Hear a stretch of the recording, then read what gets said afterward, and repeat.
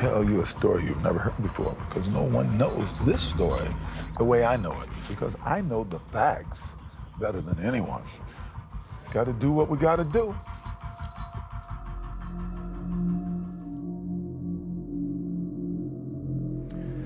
I'm going to tell you a story you've never heard before because no one knows this story the way I know it. It takes place the night of June 12, 1994, and it concerns the murders of my ex-wife, Nicole Brown Simpson, and her young friend, Ron Goldman. Forget everything you think you know about that night because I know the facts better than anyone. The story you know or think you know, that's not the story, not even close. This is one story the whole world got wrong.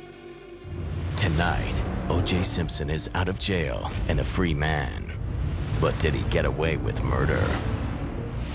12 years ago, a shocking interview with publisher Judith Regan. You reached under the seat for?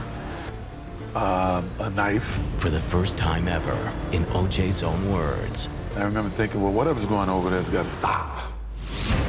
Details about the bloody crime scene that seemed like only a killer would know.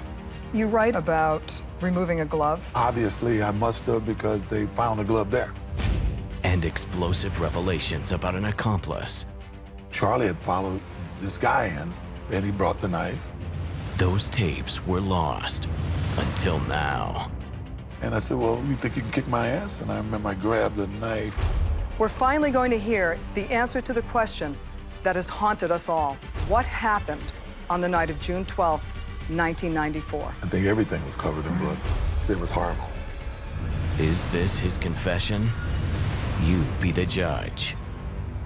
Good evening and welcome. I'm Soledad O'Brien, and tonight, for the first time ever, you will hear O.J. Simpson put himself at the scene of the murders and tell you, in his own words, what he says might have happened that awful night. I remember I grabbed the knife. I'm standing there, and there's all kind of blood and stuff around.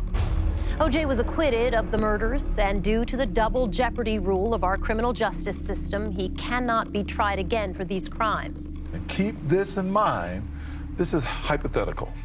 Is it a confession to the murder of his ex-wife, Nicole Brown Simpson, and her friend, Ron Goldman? Or is this version only hypothetical, as O.J. maintains? You'll have to decide. But there is no doubt that what he says is disturbing, often chilling, and above all, unforgettable. This is one story the whole world got wrong. Thank you, sir. The Los Angeles Police Department sought and obtained a warrant for the arrest of O.J. Simpson for the murders of Nicole Brown Simpson and Ronald Lyle Goldman. It was a horrific crime that stunned the nation. In 1994, Nicole Brown Simpson, the beautiful ex-wife of a handsome and charismatic American sports hero, was found nearly decapitated on her front steps in LA's exclusive Brentwood neighborhood. Her friend, Ron Goldman, lay nearby after bleeding to death from stab wounds. From the beginning, there was only one suspect in the murders. O.J. Simpson, NFL record-breaking legend, considered by many to be one of the greatest running backs of all time. The trial became a national soap opera that delved into uncomfortable questions of celebrity, domestic violence, and most of all, race.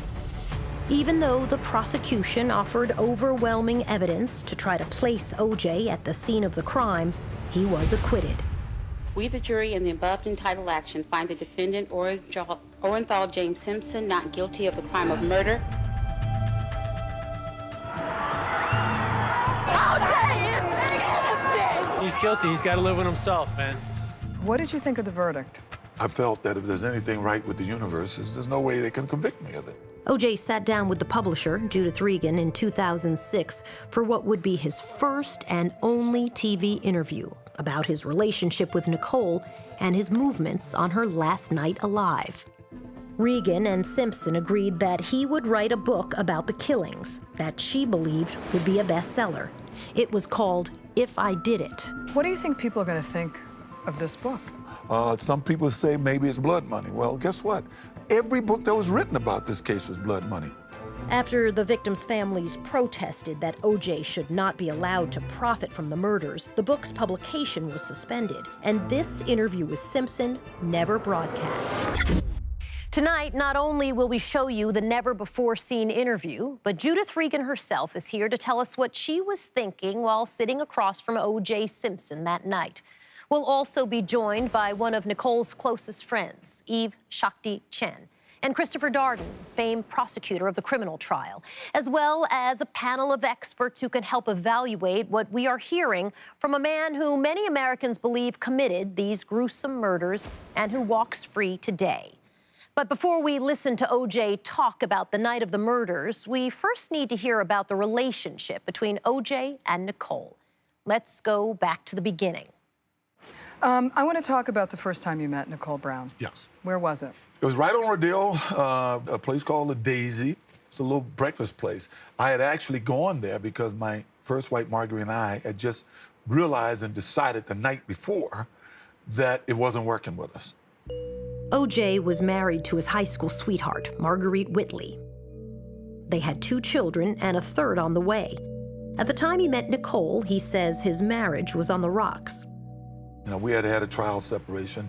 We had lived together till June, and we realized it wasn't going to work. But she told me she was pregnant. You know, geez, what are you know? Here we are, not, you know, how could you get pregnant? Whatever. And I was so depressed. But it was our anniversary the next day. Over the weekend would be our anniversary, so I went into Beverly Hills. I bought her a coat for them to deliver it to her, and I ran into a friend of mine. He said, "Let's have breakfast." And when we walked in, this vision turned to me and said, "Where do you want to sit?" And I remember thinking, what a gorgeous girl, but I can't deal with this. So 3 days later when I came back, I went back into the Daisy and was having lunch with the owner, and she came back in, and I said, "Man, I would really like to take this girl out." And he called her over and introduced us and, you know, said, "Oh, this is one of the good guys." And you were together from then on? Well, yeah, I had to take her, before we went to the party, I had to explain to her that I was married. But I wasn't married. You know, it sounded like a line, but after we talked, I think she believed me, and we're together ever since. You courted her for 7 years? You were together 7 years before you got married? Yeah. Long That's correct. courtship? Yeah, well, I really wasn't looking to get married. Most guys aren't looking to get married. I had 3 kids. You know, obviously early on in the marriage, my 3rd daughter was born, my 3rd child, who passed away a couple of years after that. But I wasn't looking to have kids. And then after a few years, she mentioned to me that, you know, she had been helping me when my kids were with us, raise my kids, and she kind of wanted her own, which was a good point to me at the time. But I was still kind of hesitant, and that caused a lot of friction with us. But for the most part, we had a terrific relationship. You write about the night in 1984 with the baseball bat. You know, I don't know why this has become such a big deal. This is what bothered me with the media and these stories is I hadn't committed to a wedding date. I think I committed to, I got engaged, but then I'm do what most guys do, you know. You put it off. I'm telling you, well, we'll get married maybe next summer or something. And she had come home, and we were talking about it, and we went out front like we often did. And we was talking about what it was. And I was sitting on the front of this, it was actually my car, but I had bought it for her. And I had a bat between my legs, and as we're talking, it's, you know, it's bouncing off the tire, and we're just talking. And at one point, it hits the rim. And she says, "If you damage that, you're gonna have to pay for it." And I go, "Well, if I pay for that, I guess I have to pay for this too." And I kind of hit the front of her car, you know. So she went in the house. I don't know what she did when she went in the house, but I mean, it's my car. I pay for everything. So I pay for everything around here, right? She knew he had a volatile temper. But Nicole Brown married O.J. anyway, hoping that he would mellow once they started a family. When you got married, when you finally did it after 7 years, were you fully committed? Yes, I was. And she wanted her own children. Yeah. You write about that. Yeah, as a matter of fact, once we got married, as I pointed out, we went on our honeymoon to get pregnant, and she got pregnant on the honeymoon. Yeah. Were you happy about that? Yeah. At that point, yes. Their first child was a girl, Sydney, and Nicole basked in motherhood. But for O.J., it meant having to share his wife's attention. So Nicole has Sydney, Yes. What kind of a mother was she? Because you write She's about this a incredible lot. mother. She was almost too attentive, if you can be too attentive. In what way? You couldn't get her to go anywhere, you know. Couldn't go out to dinner because she couldn't leave the kids. And it became a problem. I had worked with Judith Brown, Nicole's mother. We had come up with all kind of schemes to try to get her to leave the kids, you know. And I said, we just need a weekend to go somewhere, you know. And it was almost impossible. If we went out to dinner, she'd be calling back. So she was totally involved in the kids' life. She was a terrific mom. You write in the book that Nicole changed after your son, Justin, was born. Yeah. In what way did she change? Well, she always had a thing about her weight, and that became an all-consuming thing, right? Her mother, the first advice her mother gave me, the first night we met, was, O.J., don't let her put on weight. She's miserable if she puts on weight. So that became a major, major thing. She had heard rumors of me having an affair or something, which unfortunately was true. And that didn't help the situation at all. The first time we were ever apart was when I went back to New York that fall for NFL Live, visited back and forth. I didn't know it at the time, but she had kind of had a fling herself, you know. And you also had your flings. Yeah. Eve, can I get you a tissue? Yes, please. Can we thank grab you. a tissue, guys? Why does this make you cry? Just the kids, how much she loved the kids. Did she want to be a mom? Oh, gosh, yes. And she was such a great mom. And, you know, just to think that the thing she would have wanted the most was to have seen them grow up.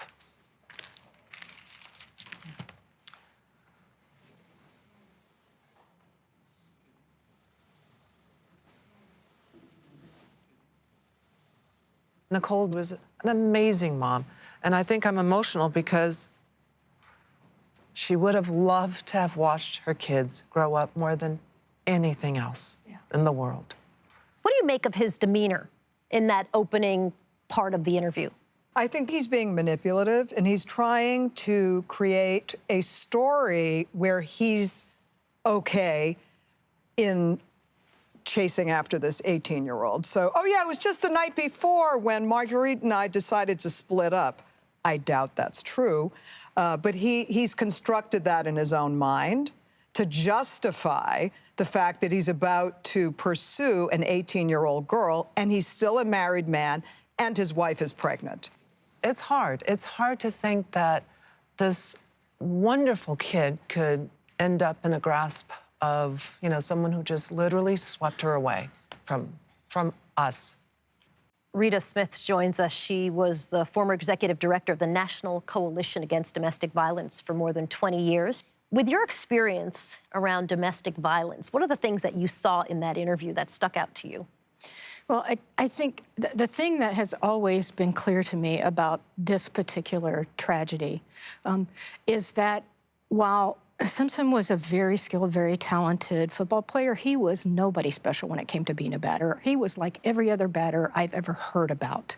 He doesn't say it, but the bat actually was used to bash in the windshield. And by some reports, Nicole was in the car when he was bashing in the windshield. Subtle and not so subtle forms of violence are used to continue to keep control over their victim. So him just bouncing the bat off the tire initially was a subtle message. I am in charge. I will determine the framework for this relationship. I will decide what happens when it happens. You will not, or you will die. Chris, what are your first thoughts?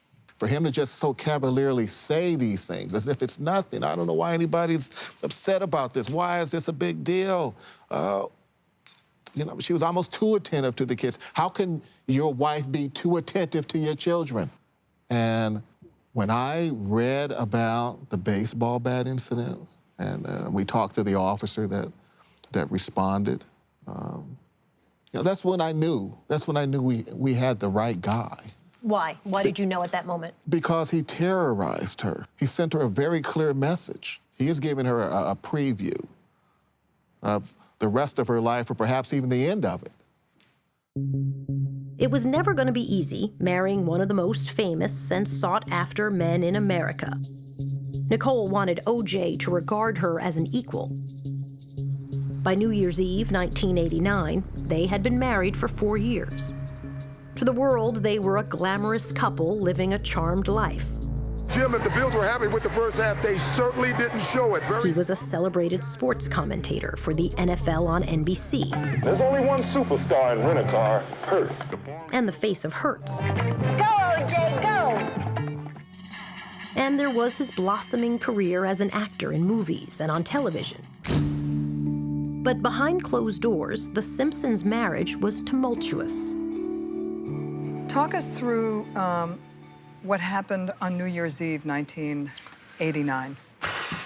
To me, and when I look back in my life, other than the deaths of my loved ones, along with Nicole, my daughter, my mom, I always said it was the most depressing and sad night of my life because we had been to a New Year's party. We were home. We were both, sort of intoxicated. We were very affectionate. But somehow in the middle of this affection, she asked me about some earrings. That night, the Simpsons had been partying with O.J.'s friend, the pro football star Marcus Allen, and his then-fiancée, Catherine. O.J. says it was a comment from Catherine that made Nicole suspect he was cheating. Turned out she had misunderstood Marcus Allen's fiancée, Catherine, that maybe I had bought Nicole some diamond earrings, but since she didn't get them, I obviously bought diamond earrings from someone else. Now, I didn't know this until after that night because other than being very pushing me off her and going out the room and yelling and screaming, she wouldn't say what it was about except something about the earrings. And I locked her out of the room, and somehow she finds a key and come back in the room. And I threw her out, and I really threw her out with no concern for her well-being. I mean, she got physical with me, and obviously I'm bigger. I got more physical with her, which I shouldn't have done. Historically, I just leave, and I didn't just leave. And a little later, my housekeeper came and told me that the cops were outside. And the one thing that hurts me as much as anything in this, besides being considered by some a murderer, is this being a batter. Police arriving at the scene describe a bloody and terrified Nicole hiding in the bushes. She ran toward them, screaming that O.J. was going to kill her. Her sister took photos documenting Nicole's injuries. It was one of multiple occasions that police responded to Rockingham for a domestic disturbance. This time, O.J. would be charged with spousal abuse and sentenced to 120 hours of community service. She had bruises on her arms and her face. Yeah, neck sort of, which were consistent with your wrestling person. Nicole, anybody who knows her, is a very physical person, a very confrontational person, who had gotten into her share of fights, with bouncers at clubs and stuff. I made no excuses. I didn't start it. But I made no excuses about my reaction. Nicole admitted that she was the one that initiated all of it. But still, I was the man. I shouldn't have reacted the way I reacted. Are you sorry? No excuses, drink. Of course I was sorry for that. I'm responsible for what I did. I got physical. I was wrong. Nicole had admitted that she initiated it. And somehow I came out of all of that because of that night as the poster boy of an abuser.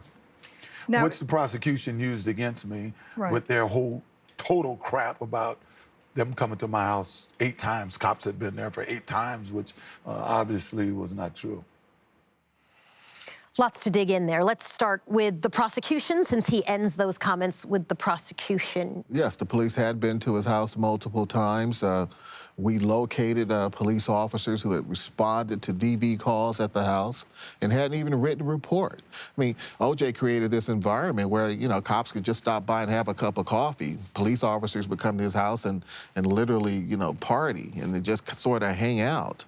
No police officer was really interested in arresting O.J. Simpson for abusing Nicole. How significant was this New Year's Eve incident as you were building the case? Well, Nicole left for us a diary, notes, photographs. She documented the abuse. My sense is that she knew she was going to die, and she wanted to make sure we knew who killed her. How many instances does she document that you found? 7 or 8, as I recall. And each incident becomes more violent than the last one. We missed a half a dozen opportunities to save her life. Eve, he says, she's physical, she's confrontational, she was the one who was tussling.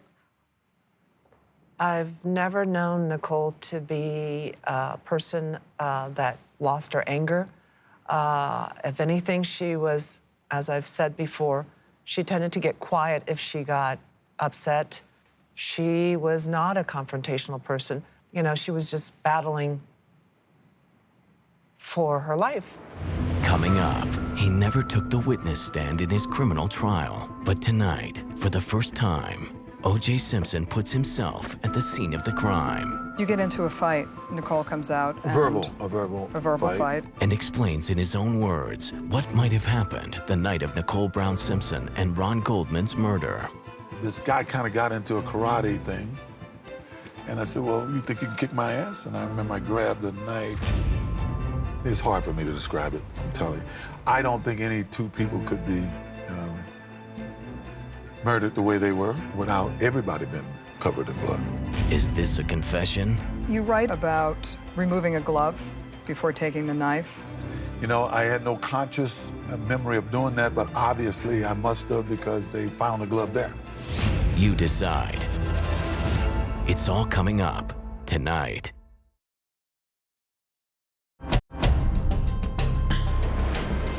Welcome back to this extraordinary television event. Tonight, you are hearing O.J. Simpson from a never-before-seen interview he did in 2006 with publisher Judith Regan.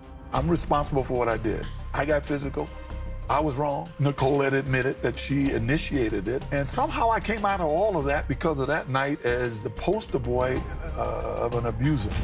The Simpson marriage was turbulent from the beginning, and things seemed to go from bad to worse. Following the violent New Year's Eve incident, life went on. There were family trips, Christmas celebrations, and an expensive renovation of their Rockingham home. But Nicole's friends and family say she had reached a breaking point after years of physical abuse and infidelity. And in January 1992, she told O.J. she wanted a separation. She didn't really want a divorce, she just wanted to separate. And I pushed it. I said, no, we're gonna get lawyers because we'll have at least 10 months to decide if it's gonna become a divorce or not. If we want to change our mind, we will, but I'm not going to go through 10 months and then decide to get a divorce and go through 10 more months.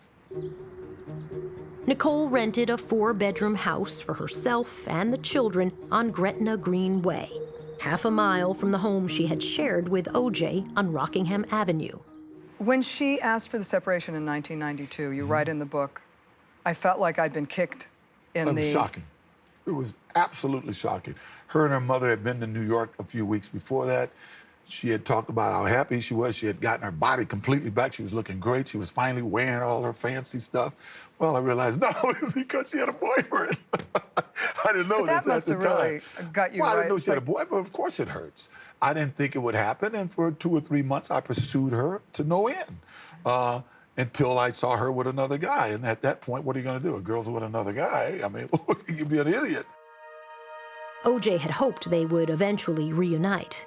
But with Nicole dating other men, he didn't contest her when she filed for divorce just 2 months after separating. In divorce court, there was testimony about the couple's history of domestic violence. One of Nicole's therapists said it's no secret Nicole was battered regularly all the time. How do you respond to that? Well, Nicole made it clear during our divorce, under oath, I might add, that this lady was crazy. She had told me, this lady's crazy. She wants me to say these things about you. And she wouldn't do it. That's why she wouldn't take the stand at our divorce, because they wanted her to say these things to get more money in the divorce. And what people don't realize, that under oath during her deposition, when they asked if I had ever been physical with her, and this is at a time she's trying to get in my pocket, and this is at a time she's been advised, say this, and it's going to help. But she wouldn't lie. That's the great thing. She wouldn't lie about it. And she told him under oath that that was the one incident that I was physical with her. Was she Can we make a afraid? deal? No, Was she she wouldn't afraid? lie. It's just that she wouldn't lie. You know, she wasn't going to lie in front of me and on the stand. It When was you- not being afraid. There was nothing to be afraid of. What happened next showed Nicole's fears may have been well-founded. Even as the couple waited for their divorce to be finalized, Nicole's close friends say O.J. began stalking her. One incident occurred while she was on a date with Keith Zlomswich, the owner of Mezzaluna, a popular local restaurant. You write in the book about Keith and Yeah. that night. Tell me Yeah. that scene and what happened. A lot of this I didn't find out until after, right? From her closest friends, after my trial even, because I didn't see these people, right? We had once in a while seen each other. She'd come by the house, and so it wasn't like we didn't have relations in the early part of our separation. So I had run into her, which they tried to say was stalking, because her and some friends were at a opening of a restaurant. I was there with like 16 people. So I'm, if I'm stalking you with with my crew. You know, we were all there too, you know. And I saw her, and I went over and spoke to her and her group. Then I went out with my group to a party, but on the way home, I'd say, I'll see if she's home, because if she's still up, I don't know how late she stayed out, and, you know, maybe, you know, I can get something. In any event, as I approached her front door, she has a window right along the walkway there. I can hear something, and I can see movement, and when I look, I can obviously see she was involved in something. I didn't know who it was with or what, and I hit the door and left. When you knocked on the door, No, I just hit the door. When you hit I the wanted door, them to be alert, be aware that somebody's around and maybe they'd move or something. That's all. I didn't even look. I just hit the door twice and left. It's funny, I realized when I got home, maybe for the first time since we separated, I slept like a baby. I mean, it's weird. It's really weird. I think what you do, you worry so much about something like this happening. That's what had me worried. That's what I didn't want to have. That's what I couldn't picture at night and would make me wake up. And I was reading all of these books about how to heal a broken heart. And from that moment on, I was fine with it. The next morning, O.J. returned to Nicole's house to confront her in the presence of her lover. Here's how he describes the conversation. But the next day we talked about it, and that's when, you know, we had promised each other when we separated that if one of us was going to get involved with anybody, we would alert the other one. Right. She said it was a mistake. We had been drinking and da da da da da. And I said, well, why did you tell me that this was the nature of your relationship with this guy? Jim Clemente joins us. He's retired FBI supervisory special agent and a profiler, and also a former prosecutor for New York City Law Department. It's nice to have you with us. Okay, he starts by saying, almost, it's ridiculous, they called it stalking, and then goes on to specifically describe a stalking incident. Right, and then he goes on to say that, well, if I was stalking her, I was doing it with my crew. Exactly, because you know how to cover your tracks. You know, there was happened to be a window there, and I accidentally looked in, and there was something going on. I didn't even look. He saw very intimate details, which he then told Nicole, I know because I saw you doing this. Doing what? Having sex, engaged in a sexual act. Judith, there's a moment where he says, I hit the door, and you say, you knocked on the door, and he said, I hit the door. And I was curious, I felt like you almost gave him an out to say knocked. I feel that he hangs himself on every word. I didn't have to do anything. I just had to sit there, ask him a question, not appear to be judgmental, and the way he describes it gives it away. Were you worried, Judith, that if you push back, he might just get up and go? Oh, he wanted to go. He wanted to go, and he would have left, and he would not have opened up. And he started actually showing his true colors. Have you seen the interview? I haven't seen the interview, ever. No one has seen this interview before. Obviously, O.J. Simpson had nothing to do with this project. He was not part of it, editorially not part of it, was not paid to be part of it in any way, shape, or form. I'm curious what you think his reaction will be when he sees this interview that he did with you, Judith, back in 2006. You're gonna hate it. He's gonna hate it. He's gonna hate it. Nicole was actively dating, and so was O.J. He had women coming and going, including the day after catching Nicole with someone else. The next day is, I call a friend of mine, a wine-tropic girl that I had met from the past and who I'd run into, and she said, I heard you and your wife were apart. And I said, well, sort of. And I said, well, I'll call you. And I called her. I was going to get some, right? Finally, in any event, she came over, and we were upstairs, and there was somebody at my housekeeper say, Marcus, Catherine, they're at the door. They had been trying to fix me up with this one model, and she was out of town, but they had brought her best friend over to talk to me, and when I walked downstairs, it was Paula Barbieri. Paula was shocked when the girl came down. The girl, she said, was beautiful, but her and I just hit it off. I mean, we just hit it off, and we spoke on the phone because she traveled a lot for a month, and about a month later, we really became involved, and Paula Barbieri would become O.J.'s on and off girlfriend for the next 2.5 years, staying with him throughout the murder trial. But he says that even as he got serious with Paula, he never stopped talking to Nicole. What happened during that time? You start dating Paula, and you write about Nicole's reaction to your dating Paula. It's funny because she was dating various people, and she would call me and talk to me about it.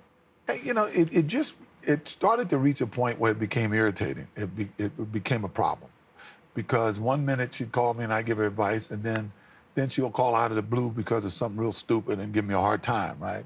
So I had made up my mind that I really didn't want her to call me unless it had to do with the kids. And it was kind of irritating to Paula also. To have Nicole. Why are you talking to your ex-wife about our relationships, Paula? You used to say, why are you talking to her about her boyfriends? She even got pregnant during that period of time and called me, not to ask what to do, but I think she just needed somebody to talk to. Did you feel at that time that you still had love for her, affection for her? Of course I still had love. I had been with her at that time for, 14, 15 years. I felt she was the love of my life. Even though we were splitting, she was the love of my life. And was she I never pregnant? even really thought it was over. Even after we split the last time, I knew her and I would always have this in our lives that we would cross. You know, it was the nature of our relationship. You said that she got pregnant. Was she pregnant by you at the time? No, whoever she was dating. I don't want to say the guy's name because I don't know for sure. But did that upset you? No. I even wondered why she called and told me. You know. Now you write. There's something I didn't need to know. At that time, Paul and I had sort of figuratively written off into the sunset. O.J. says to appease Paula and focus exclusively on their new relationship, he cut off all contact with Nicole. I was living in New York half the year, and I happened to be in L.A., and the phone rang, and I picked it up, and it was her, and I had successfully avoided her for a month and a half, 2 months, right? And she says, hi, and hey, how you doing, and why are you avoiding me? I said, look, it's not that I'm avoiding you, I just don't want to hear the stuff. And she said she needed to speak to me, and I finally said, okay, speak. No, I need to talk to you to speak to you, and I said, you know, look, let me call you back. I got to take this other call, which was no call. I went back to sleep. Shortly after that, my kids ran into the house and ran in and gave me a hug and gave me a letter as well as tapes of our wedding, and ran out to their playground that I had built for them in the front. And when I went out to be with the kids, she was there. So I figured I can't keep avoiding her, right? So I went over and said, okay, what do you want to do? Well, let's take a walk. So, 2, 3 steps, she said, I want to come home, I missed you, I love you. And I was like, how could you love me? You haven't seen me. We barely seen each other the last 8, 9 months. And what do you mean you love me? She said, well, I never told you I didn't love you. I said, yeah, but you said you weren't in love with me. I'm sure a lot of guys have heard this, right? And it made no sense, but I kind of let her know that I wasn't interested in getting back together. But I did think we should spend time together with the kids, which I would do when Paula was out of town, right? O.J. claimed it was for the kids that he and Nicole began to spend more time together. But sometimes just the two of them went out alone. He recalls one evening that would change everything. she was alone and she looked lonely, and I said, let's go have a bite to eat. I was telling her about Marcus Allen's fiance, Catherine, who was getting married. I was hosting their wedding at my house, and Nicole was crying, and then it got to the point, I said, well, it can't be that sad, right? And she said that Marcus was not my friend. And I didn't quite understand what she was saying. Then it kind of dawned on me. I said, did something happen with you and Marcus? And she says, yes. And I said, check. Can I have a check, please? When I asked her, why did you tell me this? She said, well, he keeps calling. He won't leave me alone. And I said, well, threaten to tell Catherine. Threaten to tell Catherine. How did you feel about Marcus Allen? This is your friend. Well, Marcus came over when he came back in town and apologized. My lawyers were very upset with me that I hadn't told them that, because they said, these guys are trying to paint you as a jealous, crazed guy. And did this really happen? I said, yeah, it happened. You know, everybody knew it happened. Nicole's best friends knew it happened. To this day, Marcus Allen denies that he ever slept with Nicole, but O.J. insists that he did. How did that make you feel? That night ended, well, hey, I wasn't married to her. I thought it was wrong because she had always been, really, honestly, she had always been the moral compass of our group of friends. I was a little baffled. And that night, actually, after I dropped her off, something really kind of happened that night that started my downfall as I think about it, but I prefer not to talk about it here. What happened? Right now. I really don't want to talk about it here. I really don't. Okay. Yeah. What happened, O.J. claims, is that he and Nicole slept together, which he wrote in the book was like an addict having a relapse. The couple, now divorced, agreed to continue living apart, but try to reconcile. For the next few months, sometimes he spent the night at her place, sometimes she at his. But the calm didn't last. 911 emergency. Can you get someone over here now to 325 Gretna Green? He's back. Okay, what does he look like? He's O.J. Simpson. Wait a minute, we're sending the police. What is he doing? Is he threatening you? Going nuts. O.J. had heard a rumor that sent him into a jealous rage. That Nicole had been hosting parties where there were drugs and group sex. If she was being influenced by drugs or anything, maybe she might have been making the wrong decision. I just know I didn't want any of these people around my kids. Okay, has he threatened you in any way, or is he just harassing you? You're going to hear him in a minute. He's about to go sing. Okay, just stay on the line. I don't want to stay on the line. He's going to beat the Wait a minute, wait. Just stay on the line so we can know what's going on until the police get there, okay? Okay, Nicole? Uh-huh. Doing that 911 tape that everybody hears me yelling, I'm saying I don't want these girls around my kids. And that's the only thing that argument on that 911 tape was about. I went to her house and read her the riot act. What does he say? Okay, the kids are sleeping.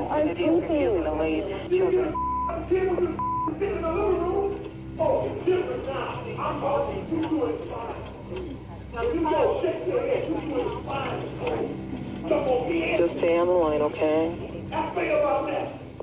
I did what any father and would do. And yet, you know, people listen to that tape and made me this horrible person. Whenever they hear that 911 tape, can you believe he's yelling at her about this?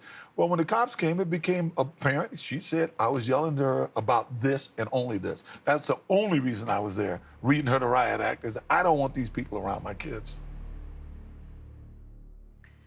Let's talk about the 911 tape. How did you think about that tape for evidence in the trial?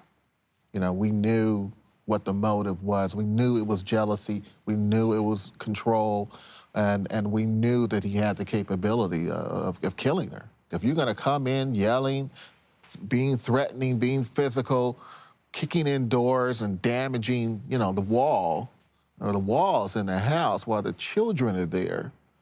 But framing it as, I'm only here to protect the children. Right. Exactly, and doing so much more harm to the children. She could have been killed that day. He doesn't say to you, Judith, what really happened, which is he kicks in the door. He breaks down the door to get inside the house, and all the yelling that we hear on that 911 tape is because he's pushed himself into a house that is not his and gotten access. And again, he's there stalking and terrorizing her, you know, in the most egregious way, and yet he describes it as looking out for his children. Was O.J. Simpson a good father? I don't know how you call yourself a good dad if you commit acts of violence or threaten violence in the presence of your children. So on a scale of 1 to 10, I'm gonna put him at a -1.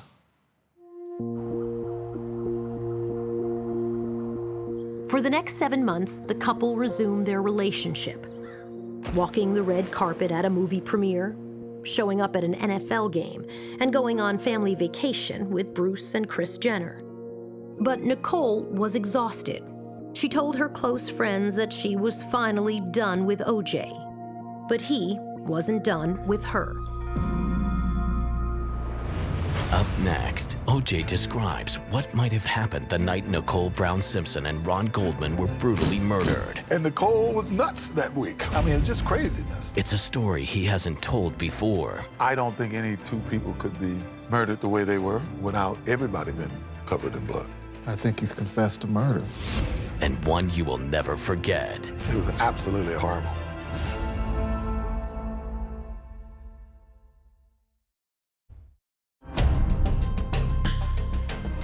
Welcome back to O.J. Simpson, The Lost Confession. Let's listen as O.J. Simpson describes what he did on the night his ex-wife, Nicole Brown Simpson, and her friend Ronald Goldman were savagely murdered. Nicole, now 35 years old, made a decision that the unhealthy cycle between her and O.J. had to stop. On May 22nd, 3 weeks before her murder, Nicole returned an expensive birthday gift that O.J. had given her, telling friends, "I broke up with him. I finally feel free. I told him I can't be bought." On June 10th, she went property hunting in Malibu, hoping to put some distance between herself and the man who wouldn't let her go.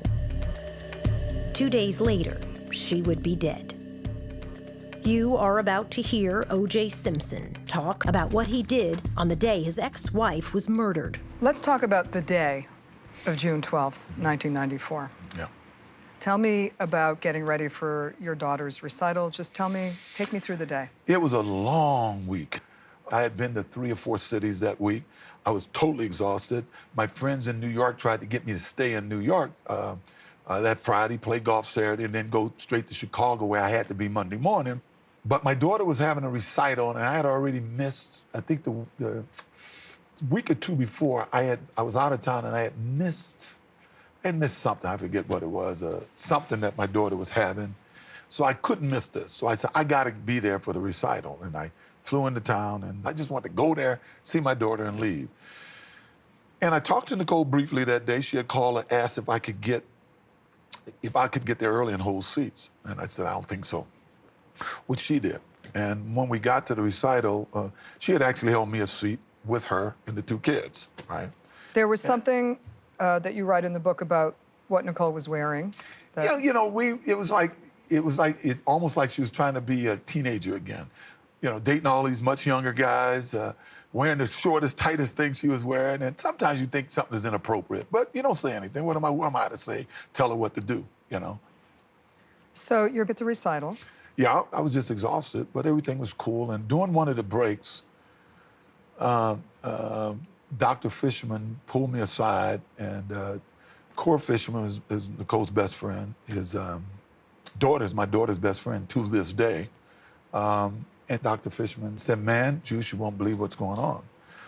These girls, he is telling me that they had fights, and Nicole was nuts that week, right? I mean, it was like, what are these girls doing? I mean, it was just craziness, what they were saying. And I said, man, get away from them. I tell you, these girls, whatever's going on is bad, you know? And this comes right after a week previous to this. Her best friend, Cora, had come to my house in tears, begging me to do something to get Nicole away from the people she was hanging around. Somehow the prosecution didn't want that in the case, right? I don't know. I was upset. It upset me. The Brown family, Nicole's parents and sisters, were also at the recital, and there were plans for a family dinner afterwards at Mezzaluna, that local Italian restaurant. They recall O.J. asking to come along, but Nicole said no. What kind of frame of mind are you in when you leave the recital? I am tired. Irritable? I don't want to sleep. I'm irritable. When you get tired, you get irritable. And you write about chipping golf balls into the neighbor's yard. You write, usually when I pick up golf balls, the world disappears, but this time I couldn't get her out of my head. Yeah, I'm thinking about my kids and what Dr. Fishman mentioned to me. What comes next is O.J.'s hypothetical account of what he says happened on the night of the murders. So, Judith, how did you shape this conversation around the hypothetical? Why hypothetical? He felt that if he could claim that it was hypothetical at this point, he would have deniability with the children.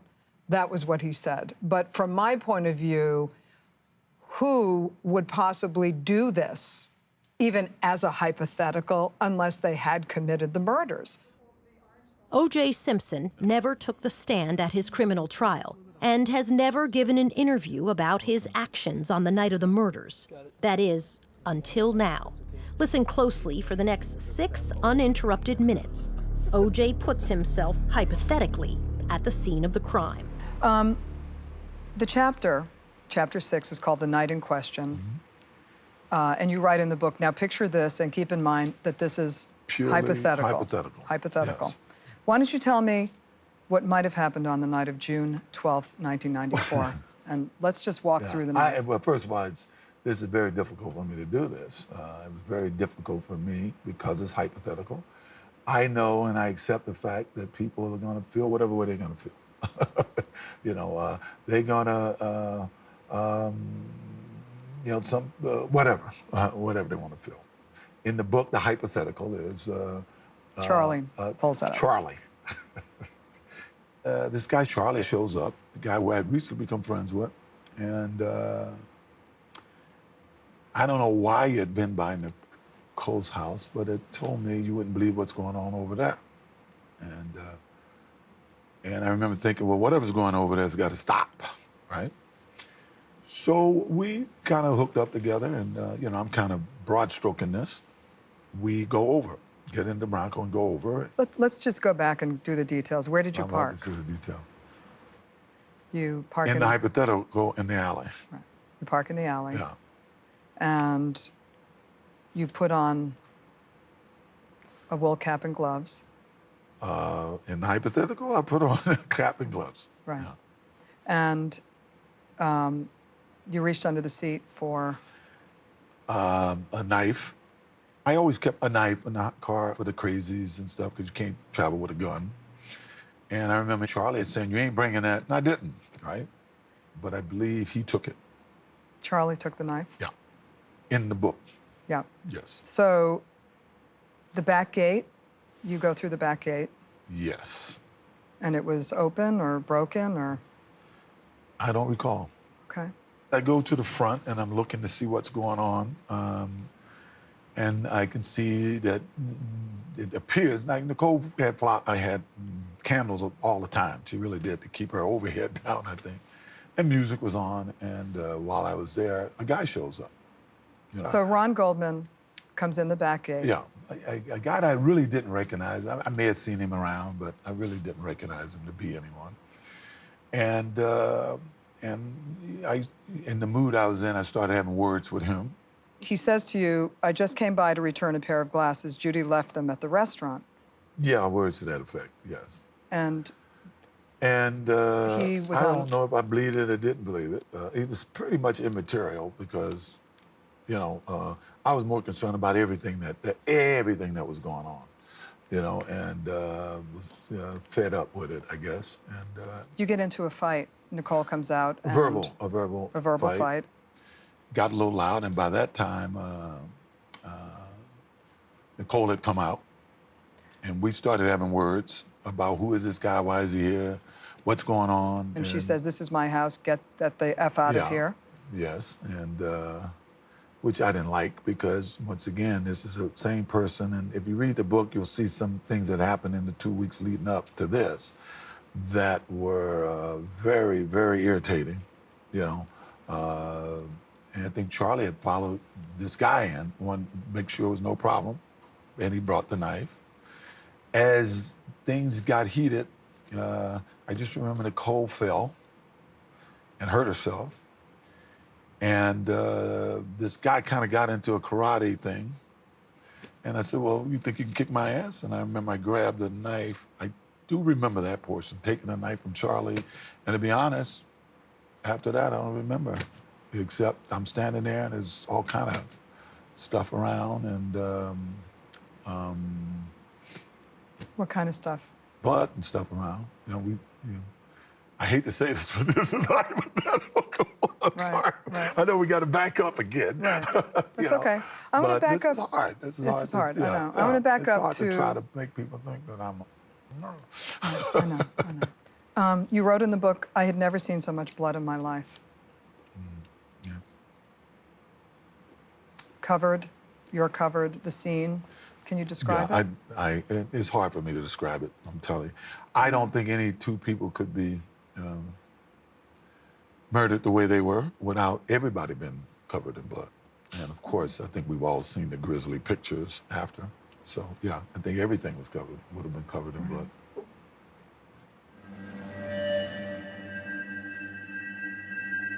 And what goes through your mind at a time like that? I don't know.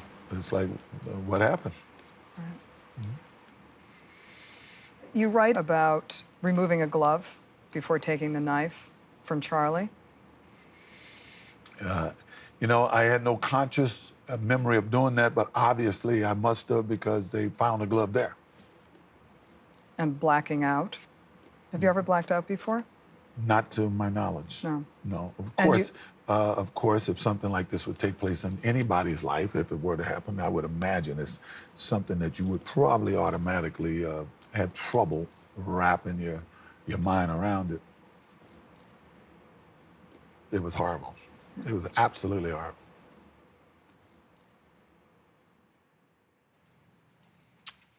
First thoughts. Eve, it's hard for you to even breathe. I've been watching you as you watch this.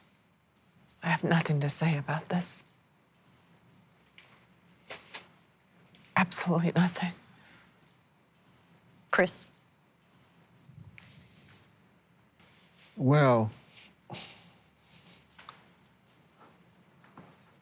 I think he's confessed to murder. I think he's confessed to murder. And if I'd known he said this in 2006, I would not have objected to the release of this video. I don't think that there's any question of his involvement and that he is the person who is wielding the knife. I mean, he may try and describe it as a hypothetical, but of course, it becomes I did this, I felt this, I saw this. This notion of Charlie, I think Charlie is O.J. This is no hypothetical, this is reality. Judith, who the heck is Charlie? I don't know who Charlie is. I wanted him to talk. For me to start interrogating him and pushing him, I felt he would get more agitated and he kept threatening to leave and not to finish the interview. And I really wanted him to stay. Let's listen again to this disturbing portion of the interview. I remember I grabbed a knife. I do remember that portion, taking a knife from Charlie. And to be honest, after that, I don't remember, except I'm standing there and there's all kind of stuff around and What kind of stuff? blood and stuff around. You know, I think, and Eve, I'm sorry, but I do want to go through what the coroner says happened because I think it's important to understand the specific details. It was not as he describes exactly. Nicole didn't fall. She was hit on the head with the handle of the knife, according to the coroner. She was stabbed 4 times in the neck as she lay on the ground. Ron Goldman arrived, runs towards her. He's grabbed by the killer, who jabs him in the face 5 times with the knife and then slits his throat. He gets loose, but there's a perimeter fence, so he's blocked. And so the killer is able to catch him again. and plunges a knife into his side, and he severs his abdominal artery. There are defensive wounds on his hand, so he was trying to protect himself. And the killer alternated between the victims, pulling Nicole's head by the hair and cutting very deeply into her throat, and then going back over to Ron Goldman, who, according to the coroner, was probably dead at that point, and stabbing him. Your office described it as overkill at the time. Those details, I think, matter because they go to the viciousness of what happened that night. 37 years in criminal law, I've never seen a crime scene as horrific as this one. Do you think this is a confession, Judith? Absolutely. There's no doubt in my mind. How he chose to do it is the way he chose to do it, but he did it. And that's his confession. Here you are. You have it. He's telling you, I took off a glove. I must have left my glove there. Let's listen again to the interview. You write about removing a glove before taking the knife from Charlie. You know, I had no conscious memory of doing that, but obviously I must have because they found a glove there. 25 years of nonsense.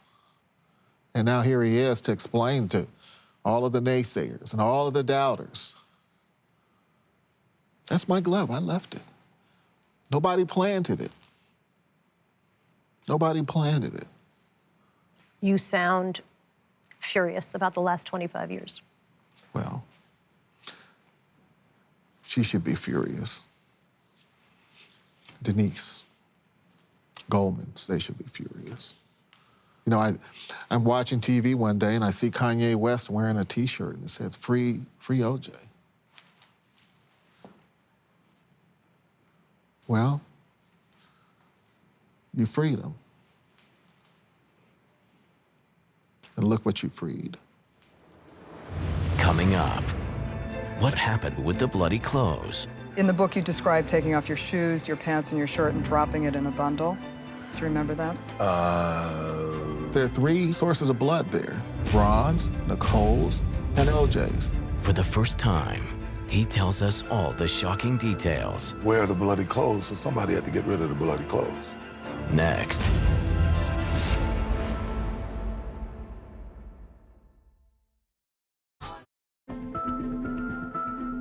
Welcome back to this never-before-seen interview, in which O.J. Simpson has already revealed staggering first-hand details about the crime scene, which he says are hypothetical. You wrote in the book, I had never seen so much blood in my life. Yes. It's hard for me to describe it, I'm telling you. I don't think any 2 people could be murdered the way they were without everybody being covered in blood. Then you see bloody footprints and you decide to take off. Yes. Actually, I believe Charlie kept saying, we got to get out of here. And in the book, you describe taking off your shoes, your pants, and your shirt and dropping it in a bundle. Do you remember that? Yes. And do you remember what happens Because what next? are you going to do with it? You know, somebody's got to get rid of, as you may have called during the trial, is where are the bloody clothes? So somebody had to get rid of the bloody clothes. Right. And you had left your keys and wallet in your pants pocket, and you had to go back and get it? You know, to be honest, I think, I know that to be true, yes, yes. And Charlie is hysterical, screaming, Jesus Christ, O.J., Jesus Christ, and you tell him to shut up? Yeah, he's in a panic. He was in a panic, and I'm telling him to shut up, let's get out of here. So you get back in the car, you take in your clothes, put them in the bundle? And drove back and parked a block away because I knew the limo would be there, and came across the backyard through the 2 tennis courts and, you know, came through the house. So you went through the neighbors? Neighbors, yeah. He had a tennis court, then I had a tennis court. And you go into the house, and what happens in the house? I ran upstairs to take a shower. I actually ran upstairs and took some of my bags and came back downstairs and put them out front. O.J. was due to catch a late flight to Chicago, where he was scheduled to play in a Hertz golf tournament the next day. And then I get dressed and I come back down. And then you get in the car and go to the airport. That's correct. You sign autographs. Yeah. And you wrote in the book that you were asleep before the plane took off. Virtually, yeah. Early the next morning, O.J. was awakened in his Chicago hotel room by a call from the LAPD. When did you cut your finger? To my knowledge, really, when I got the call the next morning, and this is the truth, when I got the call the next morning saying that Nicole had been murdered, was killed, was dead. And I kept saying, what do you mean dead? Killed, or whatever the words they use. I said, what do you mean? And as well, we can't tell you anything. We're still investigating, but where are you? And when can you get back here? And I think I actually went in the bathroom and it was dawning on me. I didn't really throw a glass. I just was, you know, and when I was putting it down, it just smashed, you know. Police believed that the cuts on O.J.'s hand probably came from the fingernails of one of his victims. I went downstairs. I was bleeding at that point. I went downstairs and asked the lady on the desk for a Band-Aid. And I knew I signed so many autographs, and even when I had arrived the night before, there was people, and I signed autographs, and I knew I wasn't bleeding in any way at that point, but I knew when I was leaving I was. And I ran to the airport, and I ended up forcing my way on a plane. It was sold out, and somehow I told them that my wife had died, and I got to get out of here. And they got me on. You write in the book about speaking with Nicole's mother and her sister, Denise. Yeah. Do you remember what that conversation was? I think Denise yelled at me something once. Yeah. You wrote in the book that Denise yelled at you, Yeah. you brutal son of a bitch, you Yeah, killed her, something like I know that. you killed her. Yeah. And what did you say to her? I hung up. Yeah. Denise and I never really had much of a but then again, she didn't have much of a thing with Nicole. Yeah, you know, there was a lot of jealousy there. Let's start at the beginning. And Chris, since you know this timeline of the crime so well, what do you make of O.J. Simpson's version of what happened next? What people need to remember about that crime scene is that there are three sources of blood there, three sources of DNA on those bodies, and in that Bronco, and it's Ron's, and it's Nicole's, and it's O.J.'s. So when he says that he didn't begin to bleed until he got to Chicago, that's a complete lie. And then when he talks about the cut finger, he says, now this is the truth. Right. I'm curious what that signaled to you. When somebody's speaking the truth, they're just conveying information. Somebody who's lying has to then convince you that this lie is true, so you'll get overselling. I wanted to ask you, Eve, at the end of that segment, he says Nicole and Denise didn't have much of a relationship, and then takes a dig and says jealousy. She's always been protective of Nicole. They were Mutt and Jeff growing up. There's no such thing as jealousy between the two. That's just laughable. So then what's the point of saying that, right? He goes out of his way to take a dig at Denise. Well, because, you know, Denise was one of the folks pointing the finger of guilt at him. So, you know, it's just a little payback. That's just the kind of guy he is. So the police now are obviously eager to interview O.J. Simpson, and he heads back to Los Angeles. We're going to hear what he says happened next. Take a look. So you get back to L.A. I get back to L.A.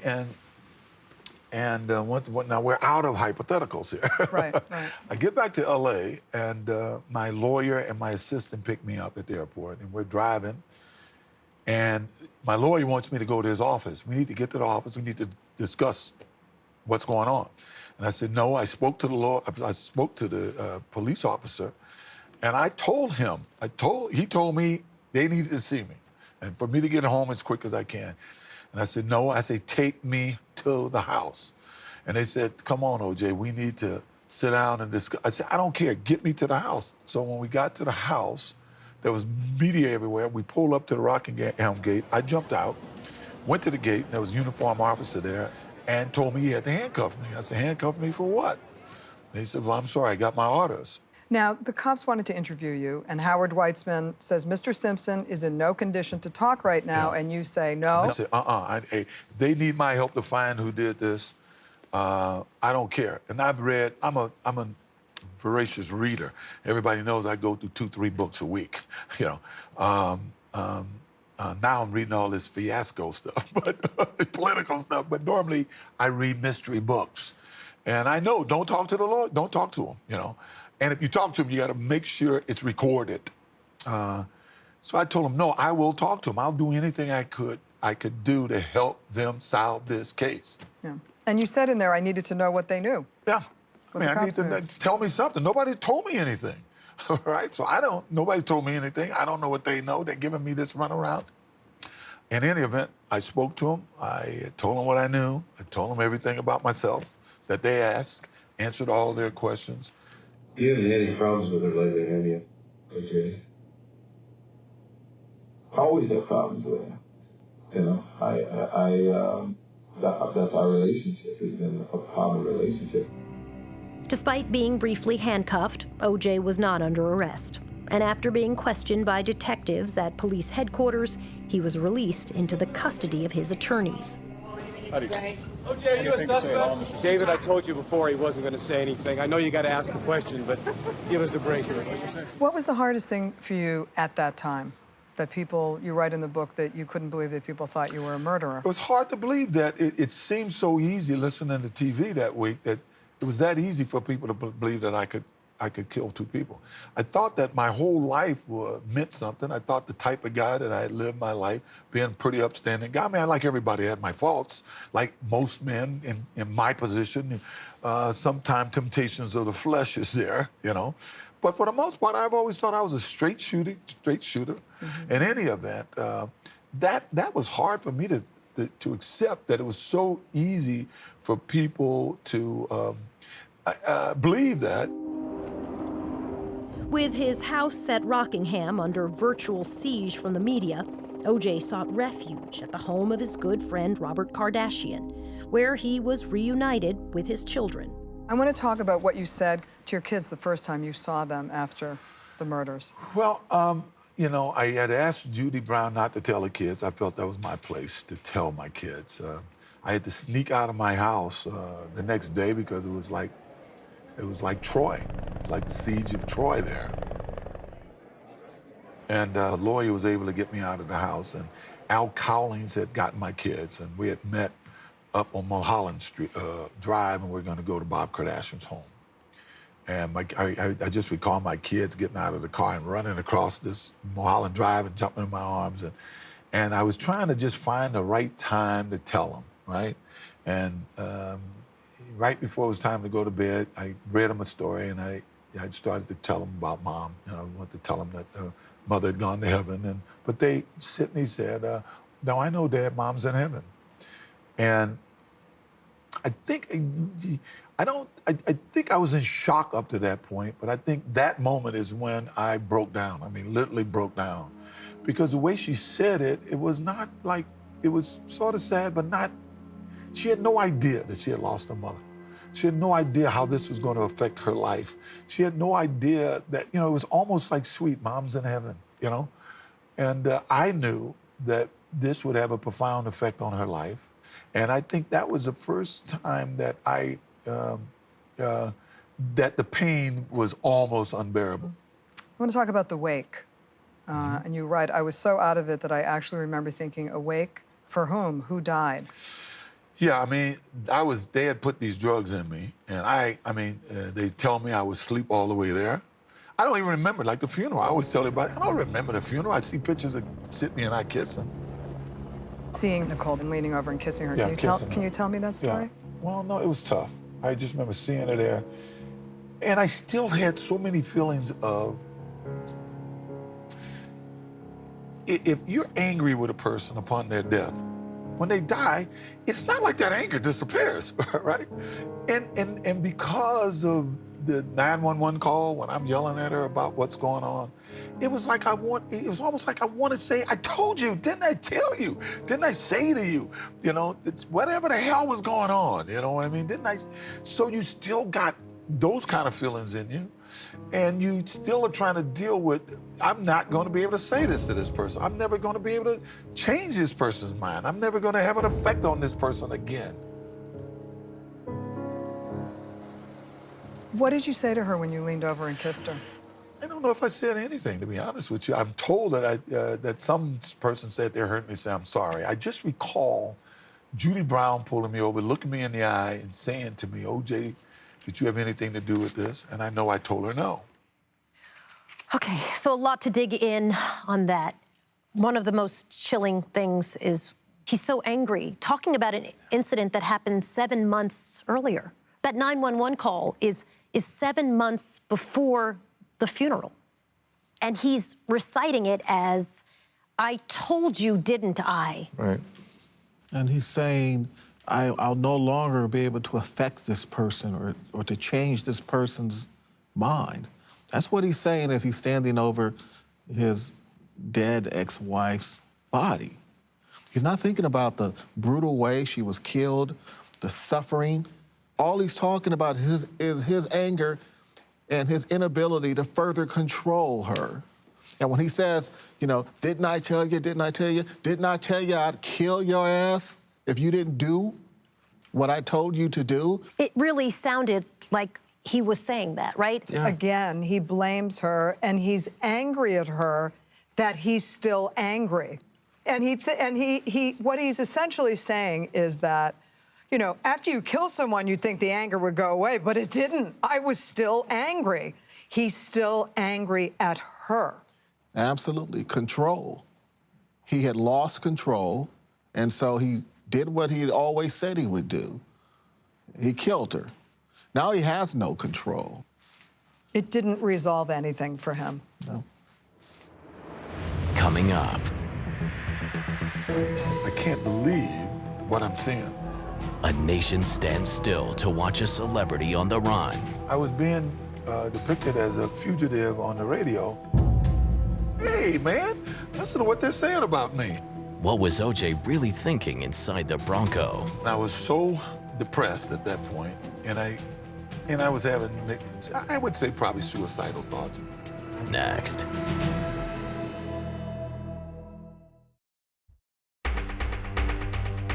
Welcome back to O.J. Simpson, The Lost Confession. While O.J. spent most of his last week as a free man holed up at the house of his good friend Robert Kardashian, his attorneys negotiated his surrender to police. It was agreed that O.J. would turn himself in at 11 a.m. on June 17th, 5 days after the brutal murders. But O.J. would never show up. There's a warrant issued for your arrest. When you find out about this, what do you do? Well, once again, I was so depressed at that point, and I was having, I would say, probably suicidal thoughts. All I know is I wanted to see where she was buried, and I wanted the pain to stop. O.J.'s childhood friend, Al Cowlings, known as AC, arrived at the Kardashians expecting to drive O.J. to police headquarters. It was at that time that we discovered for the first time that O.J. was not present. Al Cowlings was not present. And then I told AC, they were waiting to take me to the jail. I said, AC, take me to her gravesite. And then when we got in the car, I want to go through that I now. actually said, take me to her house, but when we got there were cops everywhere. So I said, take me to her gravesite. Why did you want to go to her house?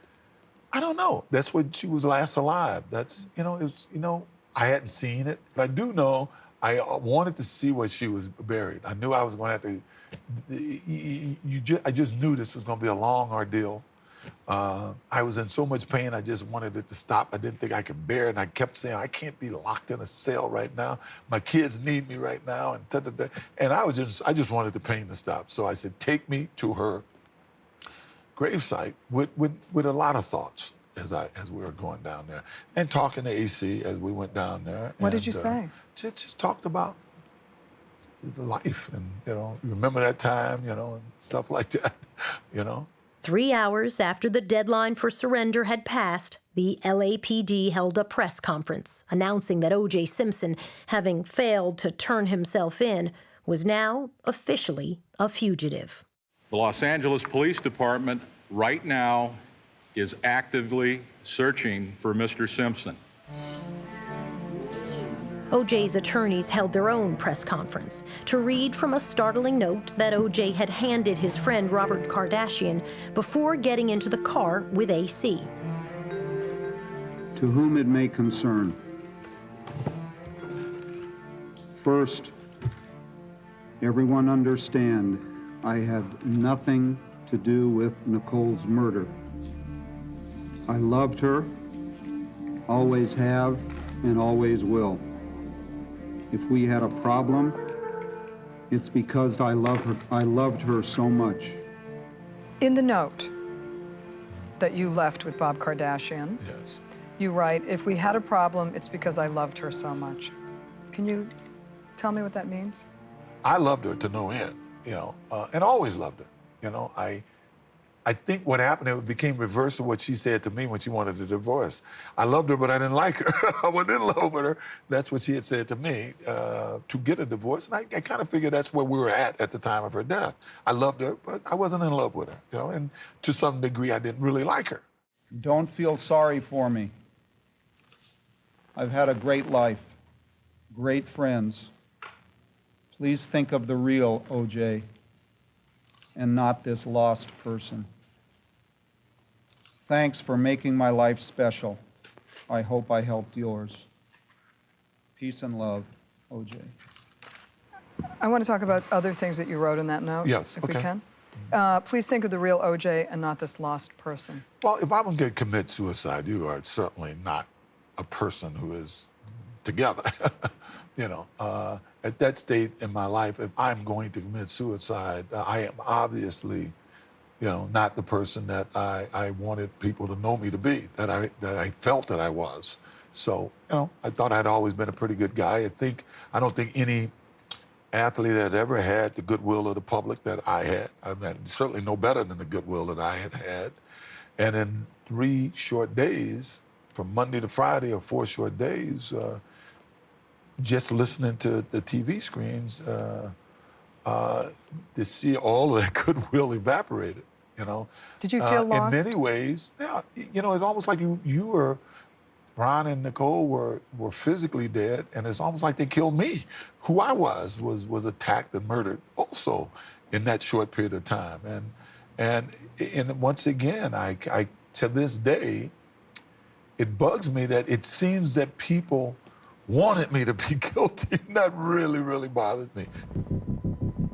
By late afternoon, the search for O.J. had made television history. Local stations deployed choppers to hunt for the white Bronco, and when they found it, the nation was transfixed.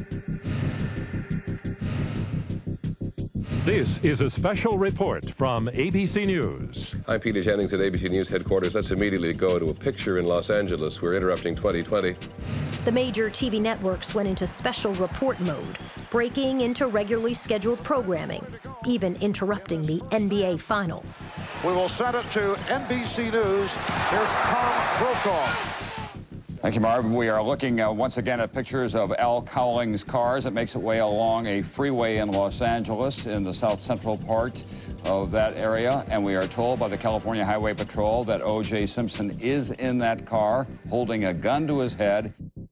100 million Americans, virtually half the country, were glued to their televisions. The vehicle is registered to Al Cowling, a former teammate, close friend of O.J. Simpson's, who is a fugitive from justice now. For more than 2 hours, Al Cowlings navigated 75 miles of L.A. freeways with his old friend hunkered down in the back. Driver of the Bronco indicates the subject is in the vehicle and he is armed and has a gun to his head. All units, stay back. I'm going to go back to the Bronco, and Okay. if you can just give me some of the details of what you said to each other and some of the... Well, going there, it wasn't a lot of conversation, but basically it was just... You had a gun. Yeah, but it was in the bag in the back at that point with the pictures and stuff. The police like to say it was with a passport. I always had my passport there. They said I had $10,000. I think I had like $3 and something and change. As a matter of fact, when I was let out of jail, after my trial, and they were giving me all my things back, all the stuff that was in the Bronco that was mine back. I said, where's the $10,000? Where's my $10,000 that you guys claimed that I had, right? Which was totally false.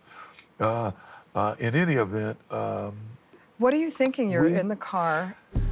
I'm in the back of the, still in the back of the truck, and I can't believe what I'm seeing. Because every time we go by intersections, it was like, where did these people get the time to make these signs, go OJ and stuff? And what was strange is I was being depicted as a fugitive on the radio, but from the side of the roads, it was more people cheering.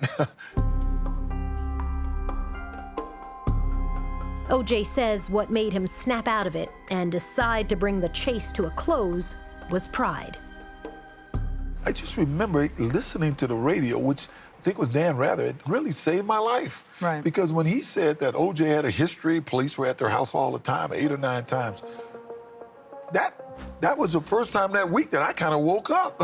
Hey, man, listen to what they're saying about me. I said, hey, see, this is BS what they're doing here. Get me to my house, right? Take me home. And we immediately called the police. The AC told them where we were going. As AC pulled the Bronco into O.J.'s driveway at Rockingham, a standoff ensued as a police negotiator urged O.J. to put down the gun and exit the vehicle with his hands up. When we got to my house, I saw a sniper on the roof, and you get defiant. They've been telling you this, they've been saying this stuff about you. I got defiant, so I wouldn't get out of the car. I was just mad until I saw my oldest son, Jason, run across the road. And somebody grabbed him. He said, that's my father. And then I say, I got to get out of this car. I don't want him to get injured. The police now know where he is. We have found him. The door is opening, and let's see what happens now. O.J. Simpson is in custody. He has been transported here to Parker Center. He is being booked and processed. That'll include prints, mugshot. He sounds very convincing when he talks about being suicidal and being desperate and being unhappy and wanting to end it. And then when he gets to the part where he says, they killed me. What did you make of that? He clearly was desperate. Physically and emotionally was going through that. I think he was intending to kill himself. But at the end, when he's talking about him, he's basically the victim here. It's people thinking bad thoughts about him, people not holding him up. That's what's devastating to him. He wasn't suicidal, I don't believe, because his ex-wife, the mother of his children, was murdered brutally. He wasn't suicidal because of that, but because his image was damaged. He says he woke up, really, when he realized he was getting bad press in the form of Dan Rather laying out the domestic violence. Domestic violence. That what gets him mad is that people would think he's a wife beater. I think he's a very complicated person. I think he's addicted to the limelight. And one of the things that I noted about his behavior at the time, halfway through the interview, he leaned over to me when we were taking a break and he said, when you came here today, you didn't think you'd like me, but I changed your mind, didn't I? And at no point did he ever acknowledge or really understand the gravity of his actions. So the police take O.J. downtown to be booked, put on suicide watch. Listen to how he describes that experience. What was jail like for you? In the beginning, it was tough because I'm a talker. I'm a guy that spends his whole life socializing. And most people don't realize that I was in solitary confinement the full 17 months I was there. One of the sergeants would go out his way sometime to talk to me through the cell, but I had no one to talk to from morning to night. What was that like? In the beginning, obviously it was horrible. You are so at the mercy of your jailers. For instance, the first time I had to make an appearance in court, I looked so bad. I had no tie on, but what the public don't know is they woke me up every 15 minutes. They rattled my cell, turned on the lights. They alleged I was on suicide watch, but all night long, they woke me up. They made sure I sat up in bed and looked at them. Now, you go through that all night long and see what you look like that day in court. And I looked horrible that day in court. Mr. Simpson, do you understand the charges as I've read them to you? Yes. And have you discussed those charges with your lawyer, sir? Yes. At this time, do you wish to enter a plea guilty or not guilty? Not guilty. Apart from his arraignment, O.J. would not be seen again until his trial began 6 months later. You are looking at inmate number 4103970, O.J. Simpson. Up next, O.J.'s reaction to the trial of the century. There's no way they can convict me of this. Why he's still mad at Nicole. I've cursed her. I've been to her gravesite, and why? What the hell? And why he agreed to tell all.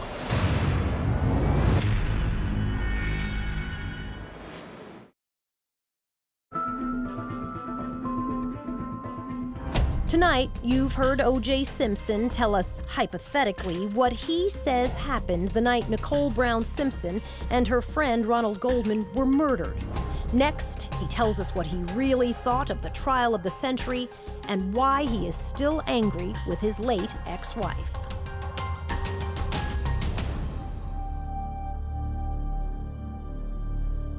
Are you ready to enter a plea at this time? Yes, Your Honor. How do you plead to counts 1 and 2? Absolutely 100% not guilty. The Los Angeles County District Attorney has just filed murder charges against Orenthal James O.J. Simpson. For nearly a year, the so-called trial of the century was must-see TV. There is an amazing, ravenous appetite for information about O.J. Simpson. In 1995, just 3 years after the LA riots, the debate over O.J.'s guilt or innocence divided America across racial lines. These white people, excuse me, but that's the way I feel about this here situation, trying to set the brother up. The prosecution was confident they had a slam dunk case. I've never had a case with so much evidence in my entire life. Traces of the victim's blood was found in Simpson's car and at his home. And it's the kind of evidence that causes defendants to be convicted. You guys thought you had a slam dunk case. Marsha Clark said, "I have never tried a case with so much evidence." She sounded incredibly confident. Contrary to what people might think, you know, we were seasoned veterans in the DA's office, and we understood that there's more to a trial than just the evidence. The first time I talked to Marsha Clark about this case, she said, "I have all of this evidence. The only problem now is if I can get someone to believe it." This case is a circus, and they've made it a circus. The mostly African-American jury did not believe it. After Simpson's dream team of lawyers successfully took advantage of a series of police and prosecution missteps, including testimony about a key detective using a racial slur. He said, "The only good is a dead." If it doesn't fit, you must acquit. It created reasonable doubt that O.J. Simpson had committed the murders. All right, Mr. Simpson, would you please stand and face the jury? We, the jury, in the above entitled action, find the defendant Orenthal James Simpson not guilty of the crime of murder in violation of Penal Code Section 187A, a felony upon Nicole Brown Simpson, a human being as charged in count. So 11 months of trial. Here's how O.J. describes to you, Judith, how he heard about the verdict. What did you think of the verdict when the jury came back into the room? I felt that if there's anything right with the universe, there's no way they can convict me of this, right?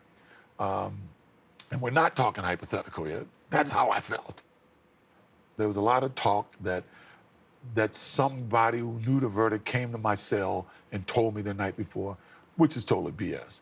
Everybody that I came in contact with at the jail, which was run by the sheriff department, told me I was going home from the moment Mark Furman got off the stand. When Van Adder and Furman testified, all the guys at the jail said to me, whoever was watching me at the time said, "You may have did it, you may not have did it, but you're going home." The minute the jury knows these cops are lying, and they're lying, they do not convict if they think a police officer's lying. What was your reaction when you heard I the told verdict? all the lawyers, we met, and I said, I don't want any celebrating. And I told my mother that the night before, and my sisters. I don't want no celebrating because 2 people are still dead. And I don't want anybody celebrating if the verdict is positive towards me. Most Americans continue to believe that O.J. Simpson got away with murder. But some still maintain that he is innocent, a victim of racist cops and the media. And even though he was acquitted in the criminal trial, O.J. didn't get off scot-free. In 1997, a jury found him liable for the double murders in a civil trial. He was ordered to pay the victims' families $33.5 million in damages. The money is not the issue. It never has been. It's been making certain that one man, the man that murdered my son and Nicole, is held responsible by a court of law, and it's happened. Do you feel that you've lived the life of a convicted man in many ways? Thank God the public has not forced me to live that way. The media has tried, but the public hasn't. So what's it been like? It's curious that I go places and the public will come up to me, hug me, ask me how the kids are going. You write in the book, I realized that, with respect to your children and telling your children, I realized that neither of them really understood what had happened to Nicole, let alone the long-term effects that her death would have on their lives. What long-term effect has it had? Well, you know, I may see it in, you know, I don't like talking about my kids. I got to make it clear that, and my kids have told me, Dad, you said you weren't going to talk about this, don't talk about this. But I will go so far as to say this. Sydney especially had enough time with her mother to establish a work ethic. You know, she was accepted in every college that she applied to. They both went to the schools of their choice. They're both in college. For what these kids have gone through, even if they hadn't gone through it, I can't imagine having two better kids. Do you talk to them about their mother? And that's something that my kids ask me not to discuss. It's nobody's business. And just to say that, you know, I feel totally loved by my kids. They know that they're very loved. Sydney Simpson was only 9 when her mother was murdered on the front steps of their home at Bundy Drive. Her brother Justin was 6. They were asleep upstairs that night, and police woke them and took them out the back door so they didn't have to see the crime scene. We don't know what their relationship with their father is like today, but O.J. says he has never tried to erase Nicole's memory. do you have a picture of Nicole at home on the wall? Yeah. No, it's in the living room. Yeah. It's Nicole, me, and the kids. It was the last real group picture we took together. So it's right there prominent in my living room. And my kids keep pictures of her in their room. Do you believe in heaven and hell? Yes. Do you believe that you're going to see Nicole someday? Yes, I do. You do? And my mother, my dad, I surely do. And what will you say to her? Hey, you know, I haven't thought of that. I would hug her. She, you know, if there's a heaven, there's a hell. They know. I don't have to explain anything. They know. That's what heaven and hell is all about. Do you ever talk to her in your mind? No, I prayed to her. I've got on my knees and said to her, hey, look, I've cursed her. I've been to her gravesite and why, what the hell? You know, look at these kids. Look at Sydney with no mother. You know, I've done that. I've done that.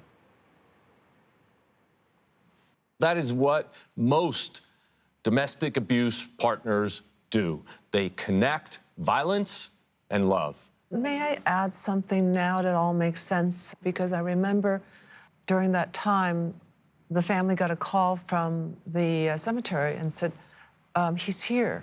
And they said, excuse me? And they said, he's here and we're scared because he's screaming at Nicole's grave. Oh, jeez. Just screaming at it. And the family said, well, call the police. Did you know that? No. I've never heard that before. You know, he's really revealed himself. Within a year of that 2006 interview with Judith Regan, O.J. was in trouble again. This is the state of Nevada versus Orenthal James Simpson. Arrested in Las Vegas for armed robbery and what he maintains was an ill-conceived plan to recover sports memorabilia that he claimed belonged to him. He was sentenced to 33 years in prison, but was paroled after only 9 and released last October. I've basically spent a conflict-free life. Mr. Simpson, I do vote to grant parole. Thank you. Thank you. How do you think you will be remembered? You know, We talk in this book about hypotheticals. You understand what I'm saying? I mean, everybody is going to give their opinion. They're going to hypothesize what this book means. You know, he was guilty or he was purging his guilt. Whatever you want to take from it, I cannot control it. We cannot control what you think. My friends and family know that. So whichever reason why I did it, you decide. You read it, you decide. Any thoughts? You know, he thinks he's so clever, he's so manipulative, he's all of these things, but at the end of the day, he doesn't really manipulate anybody because who he is on full display. Does hearing from O.J. Simpson bring you any closure? Does that bring Denise any closure?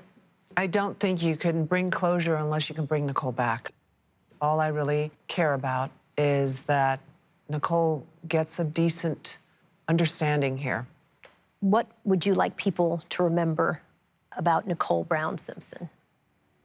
Just the sweetest, the most decent, the moral compass of a lot of us. An incredible mom. She was a really good person. Thank you all for this conversation. I know it's been difficult. I know it's been really grueling, actually, but I appreciate all your insight. Today, O.J. Simpson lives in Las Vegas and is a free man. They're the ones that abandoned me. But 12 years ago, as the intense interview wound down, O.J. Simpson showed some regret. Anything else? No. Okay. No. All right, good. Yeah, I'm done. Guys, I tried my best here. I'm done.